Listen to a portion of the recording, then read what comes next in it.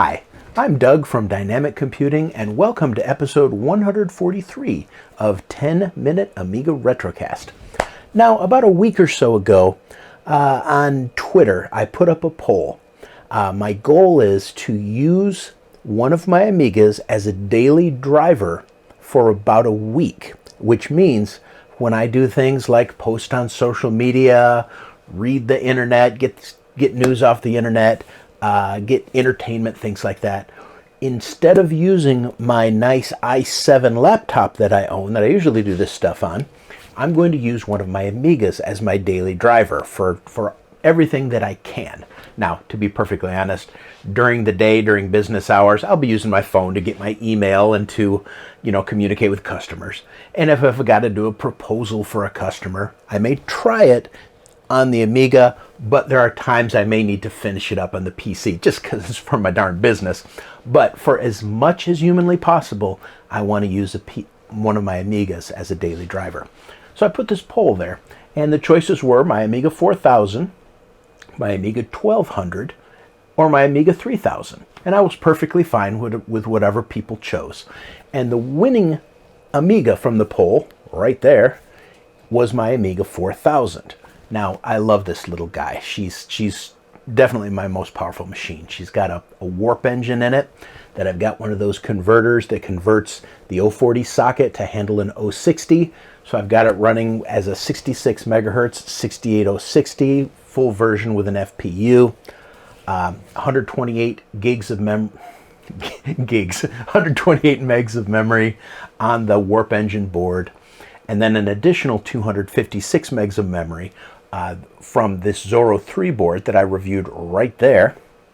And of course, the 16 megabytes of fast memory on board and 2 megs of chip RAM. So it's a powerful little system. So I think that'll be a good choice for my daily driver. Now, I've got a retargetable graphics card in here.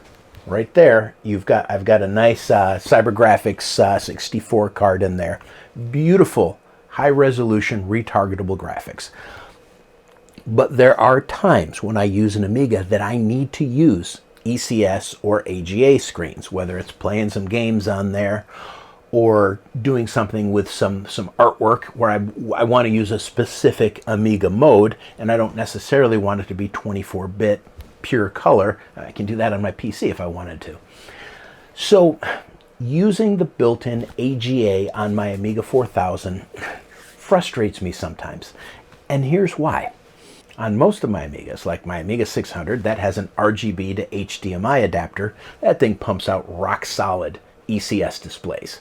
My Amiga 1000, I've got an RGB to HDMI, and I have retargetable graphics on the Vampire side. Everything's rock-solid. Amiga 1200, I've got an MK2 from Jens at Individual Computers, rock solid. So, to be honest, I'm spoiled. I've been spoiled for years. With my Amiga 3000 with its rock solid Amber chip, 31.5 kilohertz, I loved that back in the early 90s. So literally, since the early 90s, I want 31.5 kilohertz, even on original ECS machines. It's just who I am. So when I use my Amiga 4000, it's usually in RTG mode, but when I have to switch over to ECS or AGA mode, it flickers and I got to use a VGA adapter, and it's just not the way I like it. It looks great on a 1084 monitor, but I've always got a nice LCD hooked up there, nice 15 kilohertz LCD. I'm spoiled. I need rock solid displays. So what's a guy gonna do? Yeah, I've got all the... So for my Amiga 4000, what do I want to get? Let me show you. I want to use the MK3, the Indivision MK3 from Jens from Individual Computers. Now this little guy plugs right on top of the Lisa socket here, and then this plugs into a CIA chip on the board. See, it's connected up there. This allows you to control the display right from the keyboard. So if your modes that you're displaying don't look quite right, you can literally adjust them using the keyboard because of this CIA interface. This is totally optional. If you take this out, you just have to make all the changes through software. And we'll be doing that because that can make the changes more permanent. This, of course, is a VGA header that comes right out the back. Here we have HDMI, and here we have VGA. I think if it works well, I'm going to use the HDMI portion of it. It has a nice little holder right here that's going to plug right onto the back of one of my Zero sockets where my RAM card goes, and be able to put the HDMI right out the back. I could use VGA, but everything I have is HDMI. It's going to be more useful. Let's go ahead and see what we need to do to get this little beauty operating in the Amiga 4000. Here's my lovely little machine here. You see I've got my CyberGrafx 64 card on the top. I've got a Rapid Road USB connected to an Xsurf 100 networking card, fastest video card available for the Amiga. I've got a 256 meg card right in there, and believe it or not, we might be doing something different with that today too. And on the bottom, I've got this chonkin' big AD516 audio card. Now, the new Indivision is going to go right underneath here, plugged into the Lisa chip and a CAA chip. So I'm going to move this little beauty up one slot. So it's going to be in the third slot down. And I'll move the video card, the memory card down to the bottom slot to make room for our new Indivision. Let me go ahead and take this little guy apart. But I'm a big liar because I'm not ready to take it apart, because I want to show you how she looks with retargetable graphics, which is absolutely stunning and rock solid. This is a 1024 by 768 16-bit color screen. Unbelievably fast. I mean, look how snappy that is, moving things around, opening up windows. Absolutely a pleasure to work with in retargetable graphics mode. And she'll stay in retargetable graphics mode too, for the most part. Now, let's go ahead and switch this to a regular Amiga mode so we have a comparison. We're going to go with NTSC, 256 colors, just for laughs, and we're going to see how this screen looks like that. There. Now we are in 256 color. This is an interlace display, so you can probably see it's jittery and everything's hopping around a little bit because it's interlaced on this VGA monitor. It's definitely slower in 256 color mode. Bring this down to 32 color mode. It's going to be plenty zippy. Normally you're going to have a graphics mode available on AGA like 768 by 480 or 768 by 566 maximum. When in your normal modes, there's also high-res mode that works at 1440 by 480 or 1440 by 566 that works with a regular 15 kilohertz monitor. So if we have a picture like I've got here, 1280 by 842, I can set it for a screen realistically like super high-res laced in Ham 8. And I can display that screen on any 15 kilohertz monitor. And it looks really good. This is in Ham 8 mode, so we're in 256,000 colors. You know, it works out really nice. But take a look at some of these other options that are available on the Amiga. We've got HD 720 modes up to 1288 by 720. We've got high graphics modes. This is normally 1024 by 768. And we have extreme modes down here. Super 72 is 800 by 600. Extreme 1280 by 1024. Believe it or not, your AGA Amiga can handle all of those modes without any problem at all. It can create those modes in up to Ham 8 colors or 256 colors too. The problem is you're not going to find a monitor that works at those modes because they've got these funky scan rates of like 17 kilohertz or 21 kilohertz or 24 kilohertz. So unless you have a very specific monitor that can handle those really weird scan rates, you can't use these modes. But with the addition of the nice Indivision MK2 or MK3, those modes become available and they're upscaled to 31.5 kilohertz and they look gorgeous. Now let's take the Amiga. Now our board is designed to go right over the beautiful Lisa chip right here, and then attached to one of the CIA chips, which I'll show you in a second. The problem is the board, once it plugs into the Lisa chip, hits this little jumper right here. This is 214, it's labeled VBB 8 meg. It will hit that little jumper, so that little jumper needs to literally be bent out of the way, just bent down at an angle very gently. Keep the jumper on there, but just bend it at an angle. So I'm going to go ahead and get that bent. Now see how those little guys are just bent out of the way now? So that's going to give clearance to fit the board right there. You want the long side of the board pointing towards the mouse pointer, or the mouse ports right there. So she's going right over our Lisa chip right here. And what you want to do, you have to be careful when you do this, because you don't want to break anything. You want to carefully position the adapter right over the Lisa chip, and then you want to put firm but careful pressure right in the center until it clicks into place. Did you hear that little click right there? She just clicks right into place, and then just feel it around. Make sure it's nice and snug on there, and it is. It's nice and snug on the Lisa chip. And you'll see everything is pointing this direction. The main part of the board is pointing in this direction, which is exactly what we want. Next, we have this interface. Again, this is totally optional. It just allows you to control the board from the keyboard, which I think will be handy. So for our other little guy that plugs onto the CIA chip, the U350 CIA is what we're looking for. It's not on this side of the board. It's over here next to like the IDE connectors on the opposite side, and it's this chip right. Now I'd like you to pay close attention to how that CIA is plugged in.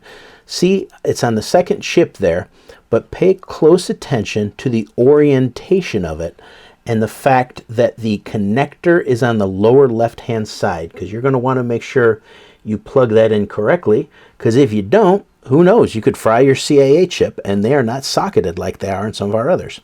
Now, it's also easier to thread this cable through by unplugging the cable either from right there or from right there. Just unplug the cable and thread the cable through. Don't try and thread the actual port. This is the connector that it either allows you VGA, so you can punch that center point out there if you want to use VGA, or use the HDMI here. Now notice how this goes in. It's going to go in with these little nut holes going down, just like that. So you have to make sure you mount this correctly in here. Now it definitely was easier to remove the little ribbon cable from here and mount the header without the ribbon cable installed. Just, makes it so it's not quite so tight in there. So now I can plug the ribbon cable back in and then slot this into the very bottom slot, and I'll have a brand new HDMI connection ready to go. I'll go ahead and plug that in now. So now we have it plugged firmly into the Lisa socket, firmly plugged into the CIA. I've double checked to make sure it's nice and tight. We have our display, our HDMI here, and again we could just reverse that if we wanted VGA, and we'll put a smaller card on the bottom slot, like my 256 megabyte memory card here that I showed you a few weeks ago. So is she going to work right off the bat? Let's see. Give her some power, and we get a red screen saying we have an error with memory. And so that was quite an adventure. Let me fill you in on what happened. So we put the new Indivision MK3 into my Amiga 4000, which has been working okay. If you recall, a few weeks ago I had some issues where it would boot sometimes and not boot, and I thought I got that mostly straightened out, but it did appear to be revolving around my beautiful Warp Engine card with my 68060 with the adapter in it. Well, plugged in the Indivision, worked first few couple of times. I could get a screen. It wasn't right, but I could get a screen. Then all of a sudden I turned it on for you guys to show you, and I got that red screen saying that one of the devices in the computer was bad. and powered it off, turned off the camera, powered it on again, and I would get this light cyan screen, and then I'd get nothing. That then took me the next 10 to 12 hours to get things working again on my Amiga 4000. In a nutshell, I tested everything. I tested the ROMs, I tested the RAM, I tested if it was an issue with the Indivision card, which it wasn't. I replaced the motherboard in my machine with my spare Amiga 4000 motherboard. I tested it with my A3640, which is just my 40 megahertz accelerator, and I could get my, well, at least my second board to boot fine with that. Came right up, everything was fine. Of course, that doesn't have any memory, that doesn't have any SCSI. Turns out my warp engine has finally probably died. This little beauty right here that I love so much, 128 megs of RAM, normally a 40 megahertz 040, but I've got the adapter on it to use the 68060. It's been working okay for years, albeit it does have an issue booting sometimes. You have to kind of beat it, a submission to boot. Once it boots, it works fine. Put this in, nothing, nada, zip. So what did I do? I took my BFG 9060 out of my Amiga 3000, which is currently not working because it keeps dying with the onboard SCSI. Put that in my Amiga 4000, and then carefully pried the 68060, which is a full chip, out of my warp engine, put that in the BFG 9060, and got a nice IDE CF card that I used to use with my Amiga 1200, and it boots like a champ, absolutely like a champ. It's a dead warp engine, and that drives me nuts. So, in a nutshell, she's now a 68060 running at 50 megahertz with a full 68060 chip, 128 megs of RAM plus 16 on board, running like a champ. Now let's get back to the Indivision video. So the Indivision is installed in the Amiga 4000 right on the Lisa chip, as I explained. I am currently not using the CIA adapter that allows you to control it with the keyboard. Number one, I don't have any need for it. And number two, it seems to be occasionally causing a problem with the keyboard working. So I just took it out. I'll experiment with that later. But let's get into what this little guy does, and then we'll talk about the problems I'm having with it. First of all, look at that rock solid 640 by 480 workbench screen. That thing is absolutely rock solid. Now you compare that because the Amiga can very easily display out of its RGB and out of the HDMI on the Indivision. I've got both of them running at the same time, and I think you'll agree the one on the left looks a little bit better. Let's see what some of the other modes can do on here. For a few minutes, let's just take a look at the live screen itself. Now, normally with Workbench, you're going to be able to choose from a couple of different modes to display images with. You're going to be able to choose here in Marca, high res, which is 640 by 200 plus overscan, high res lace 640 by 400, or PAL 640 by 256, or PAL laced 640 by 512. And both of those, the high res modes look fine. The laced modes always have the annoying flicker, as you can see on my other monitor right here, and you can see everything flickering. So now with the Indivision, we are 100% flicker free in these modes. Everything works very quickly. I'm in a right now I'm in a 32 color mode, but of course I could crank this up to, let's see, we'll go to PAL, we'll go 256 color mode. Works absolutely beautifully, but utilizes a lot of chip RAM. But functionally, we're absolutely fine here. The Commodore Amiga can actually handle many, many higher resolution modes, especially with the AGA chipset. If you go into your devs folder under monitors, what you're going to find is probably just your NTSC and your PAL monitor types, but you can actually get a lot more. Let's clean those up. you'll find you can download one called Super 72, which gives you a nice 800 by 600 mode, high graphics, which gives you a nice 1024 by 768 mode, HD 720, which will give you a nice 1280 by 720 mode, and Extreme, which will give you 1280 by 1024. These are real modes that your AGA Amiga can handle right now, right this second. Your Amiga can literally generate those screens. But herein lies the problem. When you go look at these screens, let's take a look at nice HD 720 here, super high res laced. This would give us 1280 by 720 screen. Oh, 17.86 kilohertz. Now you name me 3 monitors on planet Earth right now that can handle a scan rate of 17.86 kilohertz. Your regular 15/31 kilohertz nice monitors absolutely can't do it. This is undisplayable. Now Commodore had a couple of monitors, I think like maybe the 1942, that could handle these modes, albeit on a 14-inch screen you'd go blind with it. Let's look at one of the other modes. Let's look at the high graphics. 22.22 kilohertz. What's that? And here we've got 800 by 600, 24.62 kilohertz. Extreme, 18.08 kilohertz. These are such weird frequencies when everything on planet Earth works at 15.1 or 15 kilohertz or 31.5 kilohertz. But the Amiga can do them. It can generate them using some trickery that's innate in the AGA chipset. You'll just never see the screens. With the Indivision MK3, now we can use these screens. Look at this. Here we've got 1280 by 720. Click on test. And you see it comes up absolutely beautifully. But on my 15 kilohertz monitor, I'm choking. Input not supported.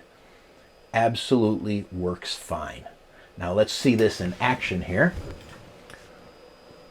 We're going to do a 1280 by 720. Let's do a 16 color display because these do use a lot of chip memory.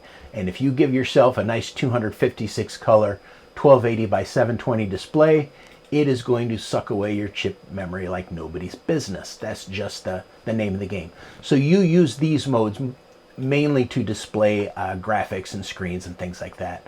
But look, it absolutely works, and it absolutely works absolutely fine. Now, will it work with applications too? Absolutely. Here's a good example. TurboCalc.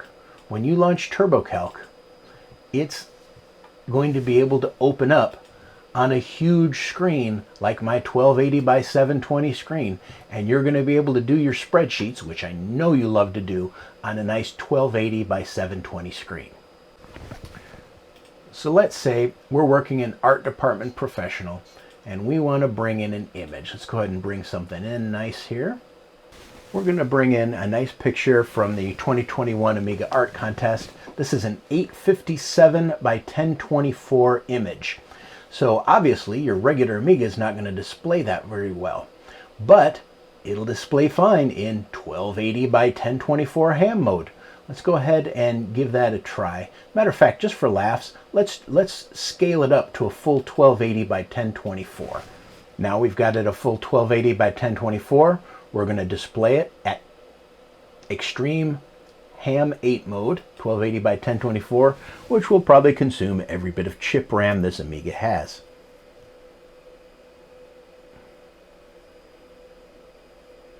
And it is abso-flippin' gorgeous. The perspective is off, or the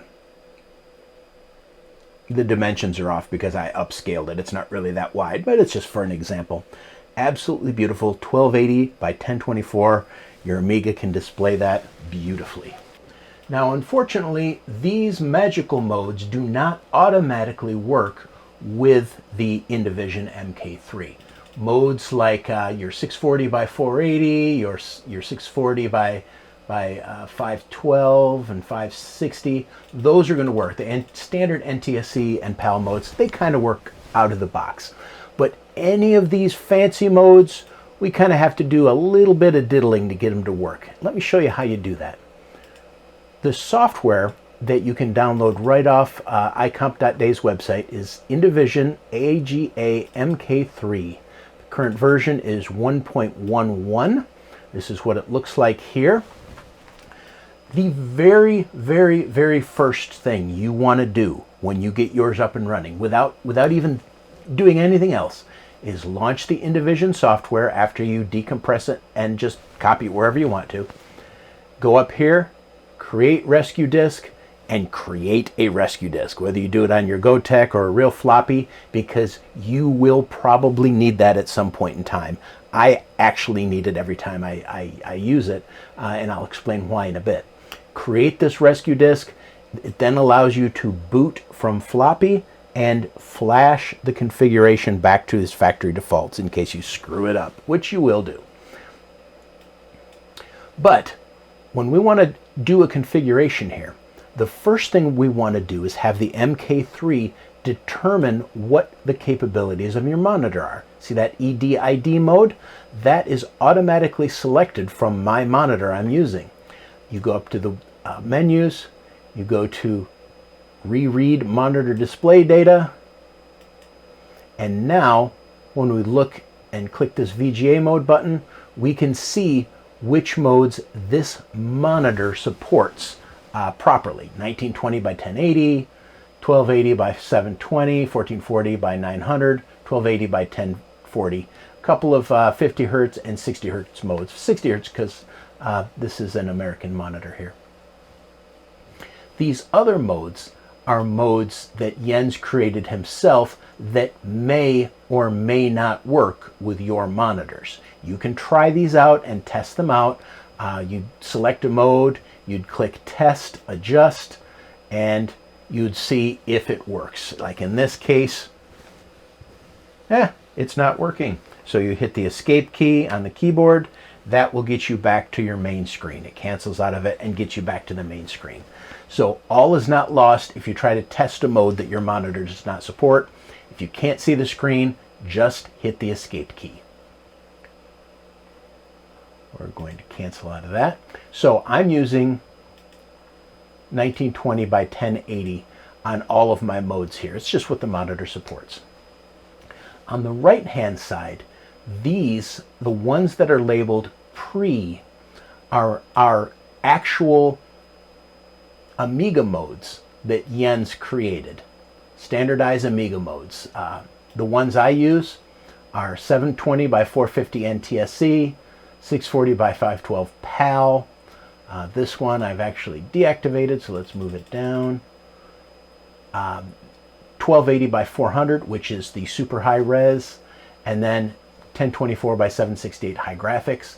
Then I created these 800 by 600, 1280 by 720, 1280 by 512, which also works with the 1280 by 1024 modes.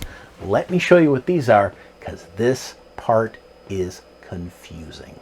What we do is when you've launched a mode, like I'm in 640 by 480 mode right here, go up to the menu, find mode to be applied, or hit the F button, and it tells you which mode you're going to be using. In this case, I'm NTSC, so it's trying to use the NTSC mode. And how does it know how to do that? Watch carefully. It tells you how many pixels vertically it's detecting. It ignores the interlace basically, so this will always be a non-interlace number, which is fine. It handles the interlacing itself.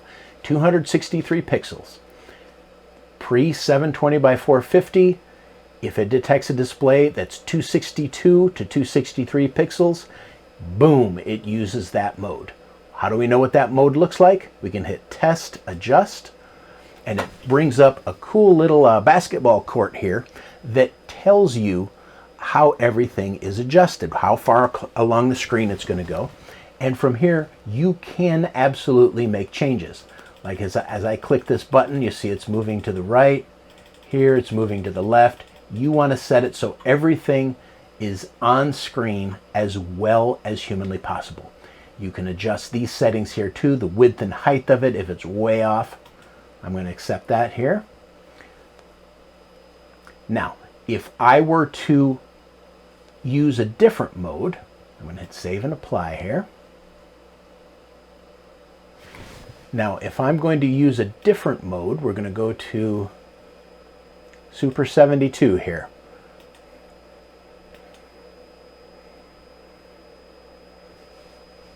I'm going to go back into my Indivision software.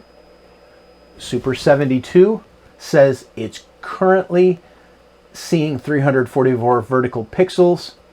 800 by 600 Super 72 is designed to see 343 to 344 pixels and use that mode. Now also look at this.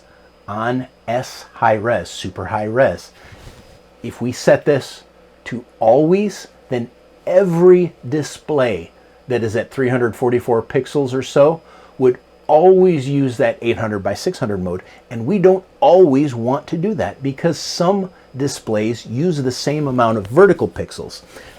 Imagine something like a 1024 or 1280 by 400 super high res.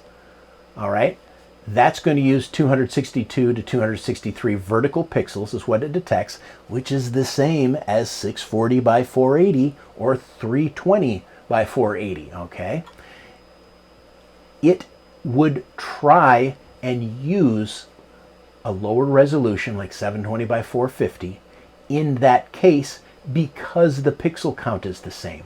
So how do you get around that? You hit the super high res flag, and then it looks both at the horizontal and vertical pixels. If it's in super high res mode and it has 262 pixels, boom, use this mode right here.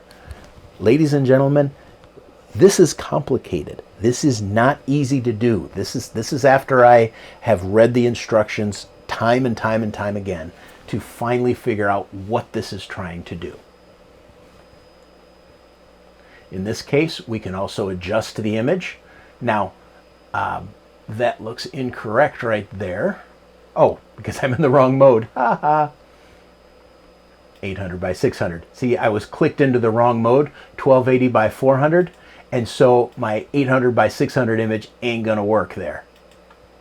So I'm back in my 800 by 600, test and adjust.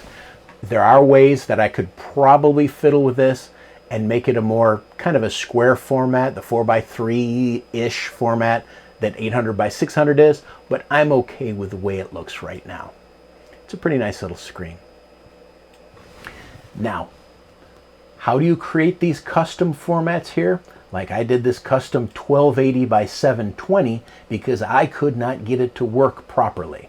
Let me show you how it works. Let's first of all deactivate this. We're deactivating 1280 by 720 by double clicking it.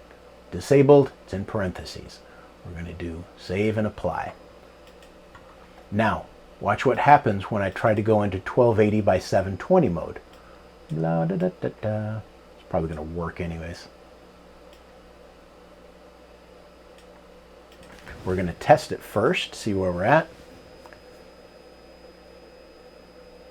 And see how it cannot find the proper display mode, so it comes out all buggered up. Everything's cut off on the right, everything's cut off on the bottom, because it cannot find a display mode.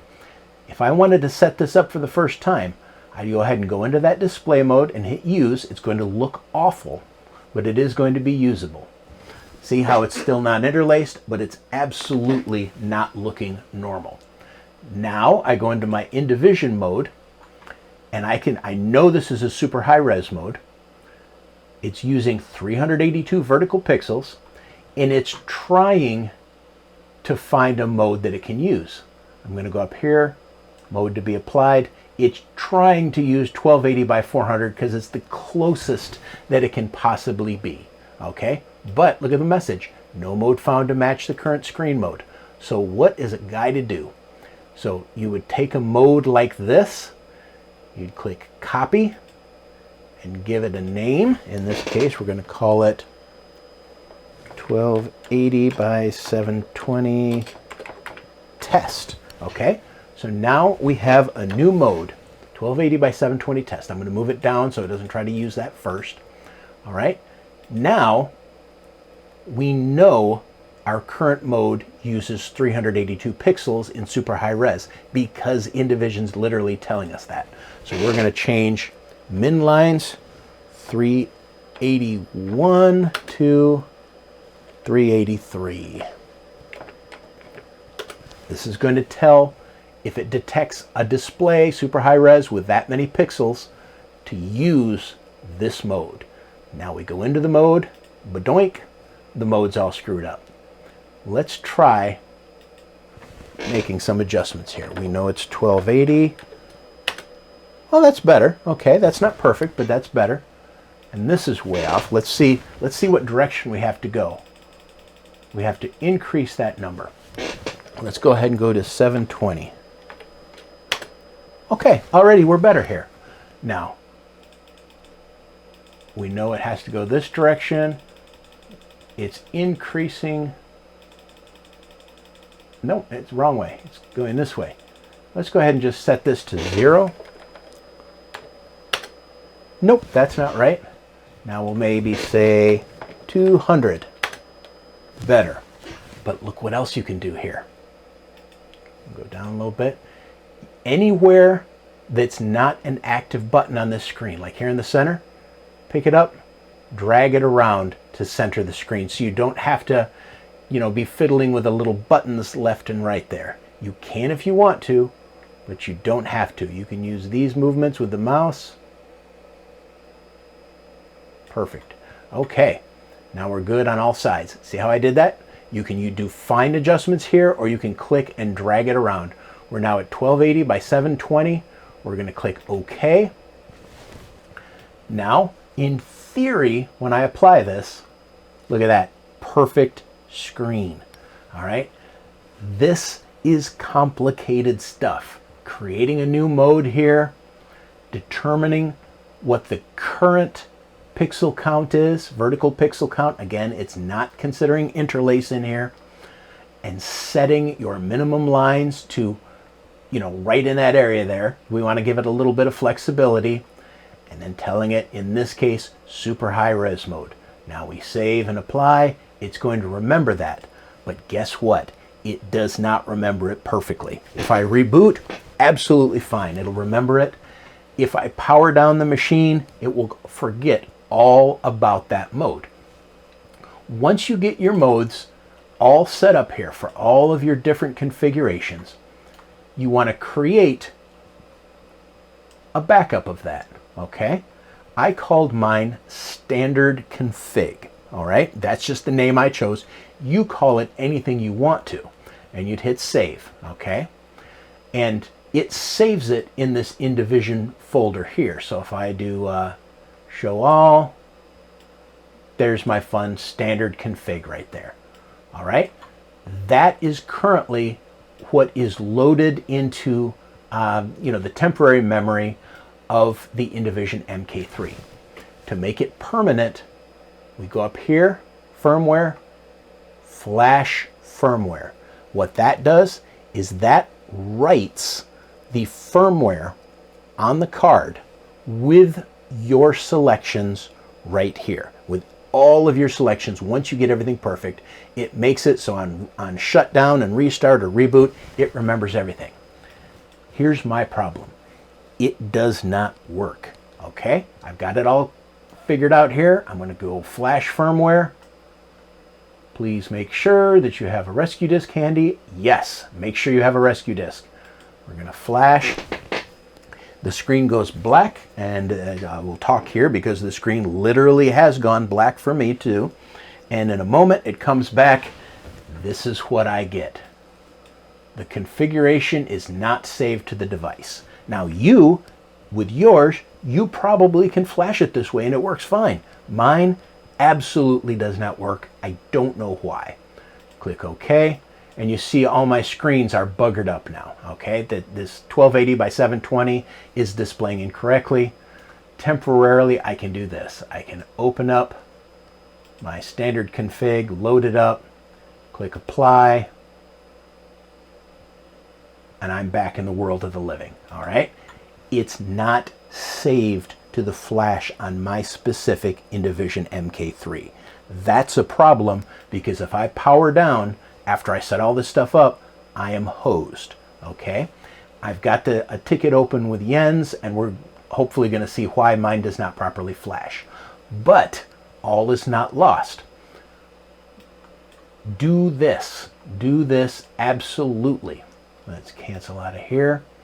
Go to your Indivision folder. Show all files. Take your standard config, the config that you saved, save that little guy, oops, on your rescue disk that I already told you to create. Okay, here's my rescue disk. I'm going to show all files on here just so we can see what's going on. There's standard config, that's fine. I'm going to overwrite it. Save it to your rescue disk.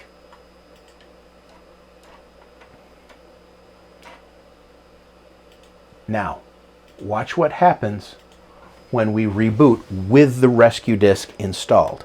You will use this rescue disk if you set up a mode that absolutely buggers up your MK3, and you will flash it to a new core.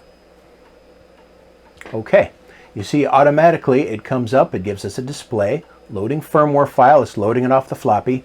If we wait this 7 seconds, it is going to reflash my MK3 card back to the factory defaults, meaning all of your settings that you've created that we just went over will all be lost and will have to be reloaded. That's okay, because it's easy to reload them.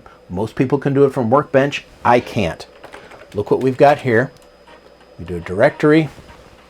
We've got this tool called Flash Tool. See that? And we have standard config. Now look at what Flash Tool can do.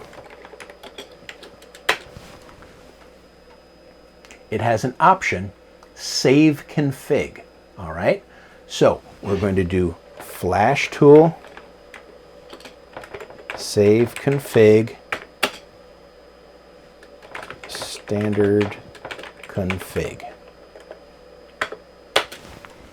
It's going to now flash my card. It's doing it in the background. I can see it on my other screen. There we go.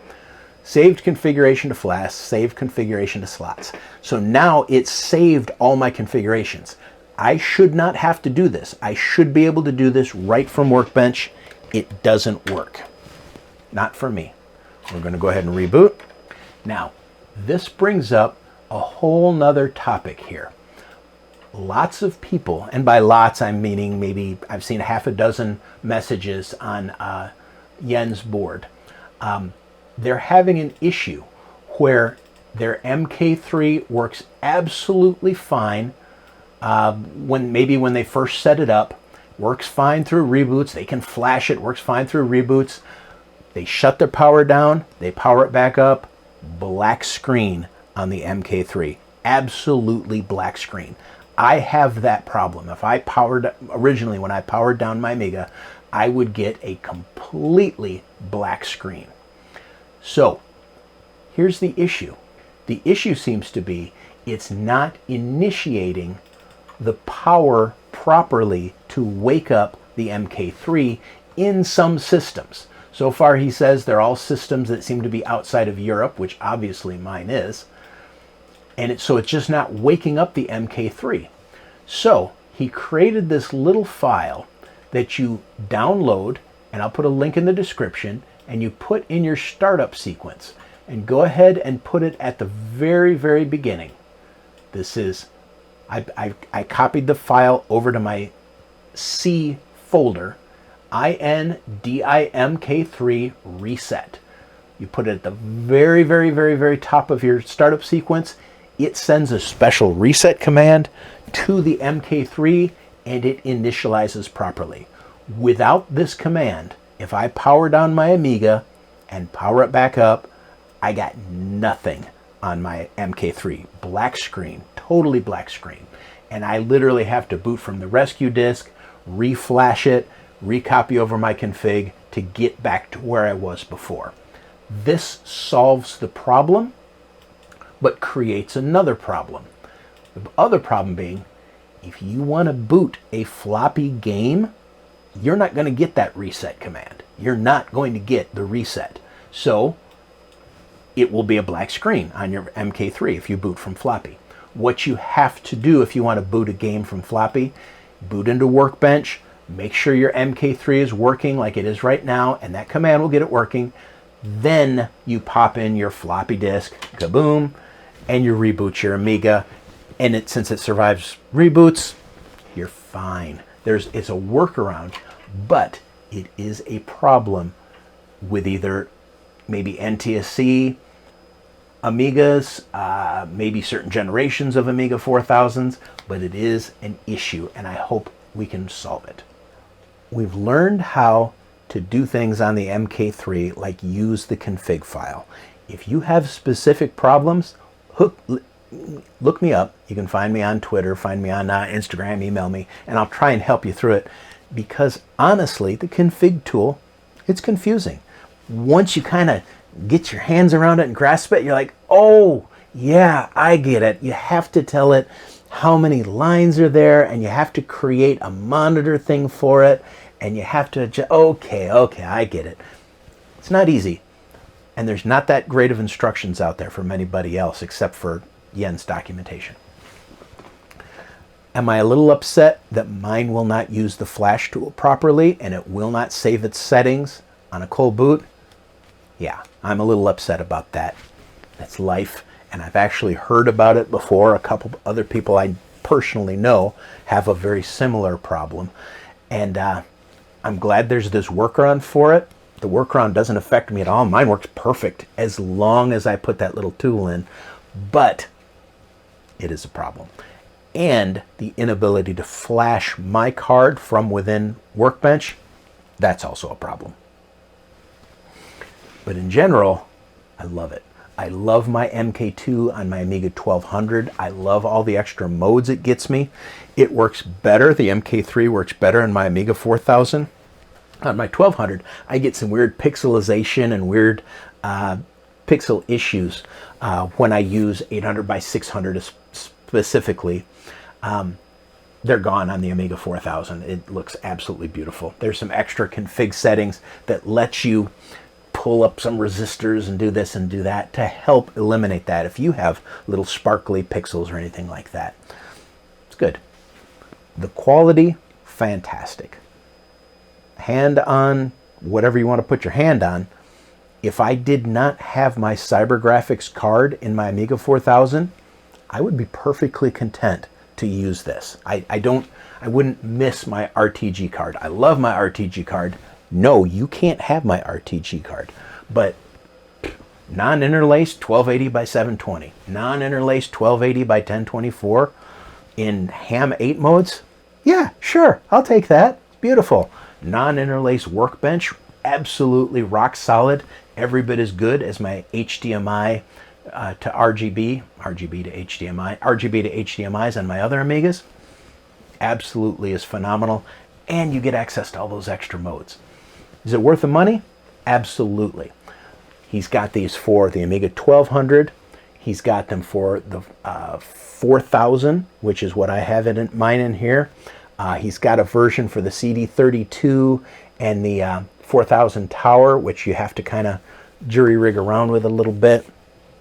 Absolutely worth the money. Absolutely a quality product. And I absolutely love mine. I'd like to say a big thank you to my patrons who, without them, I would not be able to show you this kind of stuff. I mean, literally, you know, I save up my pennies that you guys send to me over the months and get something else cool to review and share with everybody. Thank you so much, my patrons. You guys mean the world to me. Thank you so much for joining me today. I hope the little tutorial at the center of it where I'm going over how to set up the modes, I hope that makes sense. If you want, if enough people ask me to, I'll make a video dedicated just to creating the settings from scratch, because it can be difficult, and some people I think don't use the enhanced modes because it's hard to get to them. It's not a walk in the park. Please follow me on Twitter at 10mark1. Please follow me on Mastodon. Follow me on Instagram, Facebook. I love to hear from everybody there. But until next time, this is Doug from 10 Minute Amiga Retrocast, signing out.